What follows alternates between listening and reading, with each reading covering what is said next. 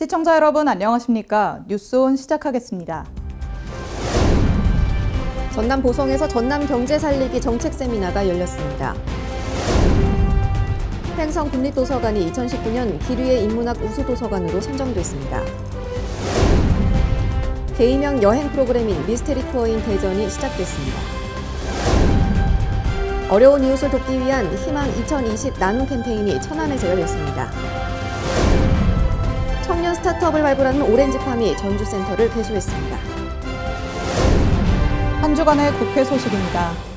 추운 계절일수록 따뜻한 손길이 필요한 이웃들이 있죠. 나눔으로 따뜻한 세상이라는 슬로건으로 사랑의 열매 전달식이 이어지고 있는데요. 지난 13일에는 바른미래당이 사랑의 열매를 전달받았습니다. 지난 13일 국회에서 희망 2020 나눔 캠페인 사랑의 열매 전달식이 있었습니다. 손학규 바른미래당 대표는 이날 행사에 참석해 예종석 사회복지공동모금회 회장으로부터 사랑의 열매를 전달받고 모금함에 직접 성금을 넣었습니다. 손학규 대표는 경제가 많이 발전했지만 사회 격차가 아직 심하다면서 나눔으로 따뜻한 세상을 만들기 위해 함께 노력하겠다고 덧붙였습니다. 인구절벽 문제로 인해 소멸위기에 처한 군단위가 많은데요. 전남 보성에서는 지역의 경제를 살리기 위한 정책 세미나가 열렸습니다. 그 현장에 지방자치TV가 다녀왔습니다. 지난 10일 전남 보성문화예술회관에서 이제는 경제다라는 주제로 전남 경제 살리기 정책 세미나가 열렸습니다. 이날 행사에는 강진, 장흥, 보성, 고흥 지역 관계자와 군민 등 약 1,500명이 참석했습니다. 박병종 미래해양수산포럼 이사장은 우리 지역의 경제를 부흥시켜 잘 사는 고장을 만드는 것이 중요하다며 이번 세미나를 통해 새로운 경제 패러다임을 갖추겠다고 강조했습니다. 이제 우리가 나가야 할 길은 바로 경제의 길입니다. 또한 지역 경제를 살리는 데 가장 중요한 것은 인구 유입과 일자리 창출이라며 소멸 위기에 처한 군단위를 살리기 위해 노력해야 한다고 덧붙였습니다. 지역 경제를 살리는 것은 인구입니다. 또 일자리입니다. 인구가 유입되면서 내수 경기도 이렇게 활성화되고 또 그런 사람들이 살기 때문에 일자리도 이렇게 창출이 되고. 태백산맥의 저자 조정래 작가도 행사장을 찾아 환영사를 전했습니다. 또한 지역의 고령화 문제를 해결하기 위해서는 청년들이 귀농귀촌할 수 있도록 대대적인 지원 정책을 마련해야 한다고 답했습니다. 국토 균형 발전과 인구가 고루고루 생산을 업에 종사할 수 있도록 100년 대계를 세워서 많은 예산을 투입해서 도시에서 괴롭게 경쟁하는 젊은이들이 시골 내려와서 편안하고 건설적인 삶을 살 수 있도록 대대적인 지원 정책을 써야 합니다. 이날 세미나에서는 여성, 관광, 수산업, 농업과 관련된 종사자들이 발제자로 나와 문제점을 밝히고 그 대책을 강구했습니다. 참석자들은 고령화 시대 일자리 창출에 대한 특화 전략으로 생활과 문화를 연계하는 글로벌 관광 거점을 조성해야 한다고 목소리를 모았습니다. 세미나를 찾은 지역민들은 발제자들의 말에 공감하며 전남 경제 발전을 위한 토론에 깊은 관심을 보였습니다.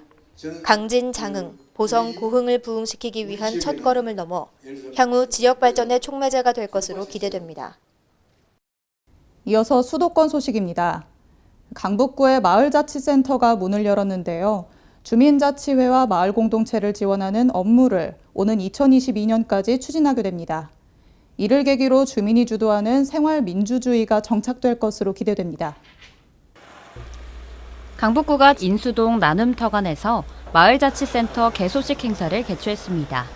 이날 행사는 마을자치센터의 비전과 역할, 활동계획 등을 지역사회와 공유하기 위해 마련된 것으로 일부 본행사는 개회식을 비롯해 현판식과 센터의 활동 내용을 담은 동영상 상영, 청년활동가와 동자치지원관 등의 실무자 소개, 2부 부대 행사에서는 우쿨렐라와 리코더, 풍물패 공연과 함께 커피 한잔 할까요 주민 홍보 부스 운영, 폴라로이드 사진 촬영에 따른 축하 메시지 작성 등이 이어졌습니다. 강북구 마을자치센터는 4단법인 강북구 지역공동체 네트워크 강북마을이 주민자치회와 마을공동체에 대한 사무를 위탁받아 오는 2022년까지 다양한 지원 업무를 추진할 예정입니다. 센터는 기초조사와 컨설팅, 각종 교육 프로그램 개발, 마을 지원 활동과 발굴 등을 통해 마을 생태계를 활성화시킬 수 있는 사업 계획을 수립하고 시행하게 됩니다. 강북구는 이번 센터 개소식 행사를 계기로 주민이 주도하는 생활 민주주의가 정착될 것으로 기대된다며 마을의 문제를 주민 스스로 해결할 수 있도록 지역 자원과 연계한 민관 협력 체계를 강화하겠다고 전했습니다. 이번에는 사랑해요 마을자치센터. 같은 풍경을 보더라도 사진으로 다른 이야기를 전달할 수 있죠. 카메라 렌즈를 통해 세상을 보는 사람들이 있습니다. 그들이 전하는 풍경, 지방자치TV가 담아왔습니다. 지난 14일 서울 양재동에서 사진동호회 F11플러스의 사진전이 열렸습니다. F11플러스는 사진학 교수로부터 전문 CEO 사진작가 과정을 배우고 매월 정기적으로 촬영하는 사진동호회로 10여 년째 활동을 이어오고 있습니다. 이들은 아마추어 사진작가로서 역량을 키우기 위해 매년 사진 전시회를 열고 사진 잡지도 발간하는데요. 이날 전시회에서 동호회원들은 서로의 작품을 감상하면서 앞으로의 활동을 격려했습니다. 아이들의 목소리로 만들어낸 화음, 참 아름답죠. 종로구립 소년소녀 합창단은 지난 3일 종로 아이들극장에서 정기 연주회를 열었습니다. 종로구립 소년소녀 합창단은 어린이들의 아름다운 음악을 통해 지역사회에 봉사하고 지역문화 발전에 기여하기 위해 2017년에 창단됐습니다. 창단 이후 연 10회 이상 찾아가는 작은 음악회와 다양한 문화 행사를 빛냈던 종로구립 소년소녀 합창단은 이번 정기 연주회에서도 아름다운 선율을 선보이며 시민들의 큰 호응을 얻었습니다. 의왕시는 자원봉사자의 날을 맞아 기념식을 열고 한 해 동안 열심히 활동한 자원봉사자들을 격려했습니다. 의왕시는 지난 5일 시청 대회의실에서 제18회 의왕시 자원봉사자의 날 기념식을 개최했습니다. 이번 기념 행사는 올 한 해 자원봉사 활동에 헌신적으로 참여한 봉사자들을 격려하고 서로 간의 화합을 다지기 위해 마련됐는데요. 자원봉사 활동 영상을 함께 보고 우수자원봉사자와 단체의 상을 수여하면서 활발하게 봉사해온 자원봉사자들의 노고를 격려했습니다. 다음은 강원도 소식입니다. 5만 원권과 5천 원권에 그려진 인물들, 모두 강릉에서 태어난 위인들인데요. 강릉은 세계에서 유일한 모자 화폐 도시임을 브랜드화해 관광자원으로 만들고 있습니다. 세계에서 유일한 모자 화폐 도시 강릉에 화폐박물관 건립이 추진되고 있는 가운데 모자 화폐 인물 탄생지라는 가치 있는 자원을 관광자원화하기 위해 강릉 오죽헌에 특색 있는 화폐 포토존을 설치했습니다. 화폐 조형물은 우리나라 전통 화폐인 엽전 모양의 원형 구조물에 세계적으로 사용되는 화폐 단위를 표현했고 엽전 모양 가운데에는 5만 원권과 5천 원권을 두어 우리나라 화폐가 세계 중심 화폐가 되길 기원하는 의미를 담고 있습니다. 강릉시는 화폐 포토존을 시작으로 신사임당과 이율곡의 모자 화폐 도시 브랜드를 알리기 위해 노력해 나갈 방침입니다. 횡성 군립도서관이 2019년 도서관 길 위의 인문학 사업 우수도서관으로 선정됐습니다. 문화체육관광부가 주최하고 한국도서관협회가 주관한 길 위의 인문학 사업에 전국 409개소 도서관이 인문학 프로그램을 운영한 가운데 횡성군립도서관 포함 28개 도서관이 우수도서관으로 선정됐습니다. 횡성군립도서관은 지난 8월부터 10월까지 노년에 즐기는 인문학을 주제로 강연 및 탐방, 후속 모임 등을 진행했는데요. 노년의 삶의 의미를 되돌아보고 건강한 노년을 보내기 위한 방법을 인문학을 통해 배우는 등 자아를 성찰할 수 있는 프로그램으로 진행돼 큰 호응을 얻었습니다. 평창의 박림 삼배 삼군놀이는 우리나라 전통 의상의 재료인 삼배를 만드는 과정을 재현한 놀이인데요. 지난 7일에는 삼배 삼군놀이 보존회에서 주최하는 박림 삼배 삼군놀이 학술제가 열렸습니다. 삼배 삼군놀이 보존회에서는 한국의 전통 의류 문화를 전승하고 보존하기 위해 삼배 삼군놀이 공연 및 박림 삼배 삼굿의 기록물 편찬 등 다양한 노력을 하고 있습니다. 이날 행사에서는 삼배 삼굿의 역사적 가치와 현대적 의미와 시간이 갈수록 전승의 뿌리가 탄탄해지는 평창 박림 삼배 삼굿을 볼 수 있었습니다. 이날 행사는 평창 박림 삼배 삼굿 놀이 기록 영상 상영을 시작으로 환영 인사, 장학금 수여식, 학술제 순으로 진행됐습니다. 이어서 광역시 소식입니다. 사유재산을 무상으로 국가나 지방자치단체에 이전하는 것을 기부채납이라고 하죠. 대구에서는 옛 구암서원터의 기부 체납 협약이 체결됐습니다. 옛 구암서원터를 기부 체납하는 업무 협약 체결식이 7일 호텔 인터블고 컨벤션홀에서 열렸습니다. 서영택 달성서씨 대종회 회장이 지역사회 공헌을 위해 중구 동산동 소재 옛 구암서원을 기부 체납하기로 함에 따라 권영진 시장은 그 공로를 인정하며 감사장을 전달했습니다. 기부 체납 업무 협약은 권영진 시장과 류규화 중구청장, 대종 회장, 각 파종 회장과 함께 진행됐습니다. 울산시가 지난 12월 9일 방사능 방제 훈련을 강화하고 실효성을 높이기 위한 워크숍을 개최했습니다. 이날 워크숍에는 원자력 관련 20여 개 유관기관에서 60여 명이 참석한 가운데 울산시가 울산광역시 방사능 방제 훈련 추진 실적과 문제점 진단에 대한 발표를 진행했습니다.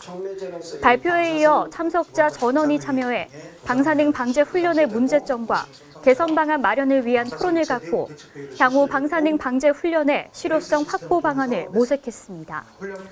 울산시 관계자는 이번 워크숍을 통해 유관기관들의 의견을 수렴하고 적극 반영해 보다 더 효율적인 방제 훈련을 실시할 수 있도록 해나가겠다고 전했습니다. 걷고 보고 느끼는 것을 넘어서 미션을 해결하면서 조금 더 흥미롭게 대전을 즐길 수 있는 개인형 여행 프로그램 미스테리 투어인 대전이 시작됐습니다. 대전시가 2019-2021 대전 방문의 해를 맞아 게임형 여행 프로그램인 미스테리 투어인 대전 코드네임 광복을 운영합니다. 미스테리 투어인 대전은 참가자들이 대전의 관광 명소를 여행하면서 웹페이지, 미션 키트 등을 활용해 사전에 공개되지 않은 코스들을 찾아내고 미션을 해결하면서 투어를 즐기는 방식으로 진행됩니다. 이번 미션 여행은 주말 1박 2일 코스로 12월 14일과 15일, 21일과 22일 총 2회로 운영되며 엑스크루 홈페이지를 통해 신청할 수 있습니다. 또한 매회 1박 2일 참가자를 대상으로 1등 200만 원, 2등 100만 원, 3등 50만 원의 상금을 시상합니다. 다음은 충청도 소식입니다. 충북도의 이시종 지사가 제377회 충청북도의회 정례회에서 내년도 도정 운영 방향을 설명했습니다. 4차 산업혁명 시대 대응 신산업 육성, 투자 유치 매진, 강호축 본격 추진, 평생 복지 실현, 문화, 체육, 관광 인프라 확충, 도내 균형 발전, 청년 투자 등을 내년도 도정 운영 방향으로 제시했습니다. 세부 사업으로는 바이오 산업 원스톱 플랫폼 구축, 차세대 방사광 가속기 유치, 전통시장 특성화 사업 확대, 충북선철도 고속화의 오송 원주 연결성 반영 등을 꼽았습니다. 이시종 지사는 내년도는 강호축 시대를 대비해 충북 100년의 번영의 기틀을 완벽하게 다져나갈 중요한 시기라며 전국 대비 4% 충북 경제 실현 달성을 위해 최선을 다하겠다고 밝혔습니다. 보령시는 지난 4일 웨스토피아에서 2019 성인 문해교실 수료식을 개최했습니다. 이번 행사는 성인 문해교실을 마무리하며 그동안 학습자들이 갈고 닦은 학습 성과물을 전시해 학습자들의 자긍심을 고취하기 위해 마련했는데요. 이날 행사는 학사 보고에 이어 수료증과 개근상 수여, 모범 학습자와 모범 강사 표창, 학습 소감문 발표, 성과물 전시 등으로 진행됐습니다. 한편 보령시는 배움의 기회를 놓친 어르신들에게 한글은 물론 문화체험 활동 기회를 제공하기 위해 성인 문해교실을 운영하고 있습니다. 지역 내 어려운 이웃을 돕는 나눔 운동이 전국 곳곳에서 시작되고 있습니다. 희망 2020 나눔 캠페인 순회모금 행사가 충청남도 15개 시군 중에서는 천안시에서 첫 번째로 열렸습니다. 시청 대회실에서 열린 희망 2020 나눔 캠페인 모금 행사는 사랑의 열매 및 성금 전달식, 나눔 캠페인 계획 및 모금 분배 현황 보고, 이웃 돕기 성금 현장 접수 순으로 진행됐습니다. 천안시내 노래 이웃 돕기 성금으로 총 18억 원을 모금했으며 중앙 모금회와 복권 기금을 포함해 현재까지 36억 원을 지역 내 어려운 이웃과 사회복지시설을 위해 지원받았습니다. 희망 2020 나눔 캠페인은 충청남도 전체 167억 원을 목표로 오는 1월 31일까지 73일간의 나눔 대장정에 돌입했는데요. 모금 참여는 시민 누구나 천안시청 복지정책과와 읍면동 행정복지센터에서 동참하실 수 있습니다. 연말연시를 맞아 어려운 이웃들에게 따뜻함을 전하는 희망 2020 나눔 캠페인 성금 모금에 시민 여러분의 적극적인 동참 바랍니다. 경상도 소식입니다. 양산시 인구가 지난 11월 20일을 기준으로 35만 명을 넘어섰습니다. 2015년 30만 명을 돌파한 이후 4년 만의 일인데요. 양산 도시철도가 개통되는 2024년경에는 40만 명 돌파가 예상됩니다. 양산의 인구는 물금 신도시 조성으로 가파른 증가세를 보이다 지난해 신도시 입주가 완료된 이후 답보 상태를 보였습니다. 하지만 지난 8월과 10월 5개 아파트 총 3,300여 가구가 사용 승인을 받으면서 인구 유입이 늘어나 다시 증가세로 돌아섰습니다. 특히 내년에 주진동과 소주동의 신도시 준공에 이어 오는 2021년 동면 4송 신도시가 준공되면 인구 증가가 더욱 커질 것으로 보입니다. 대학과 지자체가 머리를 맞대고 마음을 모아 지역의 발전과 혁신을 위한 방안을 고민했습니다. 포항에서는 지난 4일 제5회 유니버시티 대학과 도시의 상생발전 포럼이 열렸습니다. 해오름 동맹도시인 포항과 경주, 울산의 대학과 지자체가 협력해 지역의 지속적인 발전과 혁신 방안을 모색하기 위한 제5회 유니버시티 대학과 도시의 상생발전 포럼이 4일 열렸습니다. 이번 포럼은 지역사회 혁신과 관광 활성화를 위한 대학과의 협력이라는 주제로 포항시와 경주시, 울산광역시, 지역대학 관계자가 참석한 가운데 김대관 한국문화관광연구원장의 기조 강연으로 시작됐습니다. 이후 종합토론 시간에서는 지역의 환경에 맞는 새로운 접근 방법과 모델이 제시됐습니다. 이번 포럼에서 제시된 방안들은 대학과 기업, 지자체의 협력 방안으로 실현돼 지역 관광산업 고도화와 대학 발전에 기여할 것으로 기대되고 있습니다. 이어서 전라도 소식입니다. 전북 혁신도시에는 해외 금융기관들이 계속해서 들어서고 있는데요. 이번에는 국내 금융기관이 들어섰습니다. 전북 혁신도시를 중심으로 한 해외 금융기관들이 전주사무소를 연 데 이어 국내 금융기관으로는 처음으로 SK증권이 전주사무소 개소식을 가졌습니다. 이날 오픈식 테이프 커팅에는 김성주 국민연금공단 이사장을 비롯해 송하진 전라북도지사 등 시도 관계자들이 함께했습니다.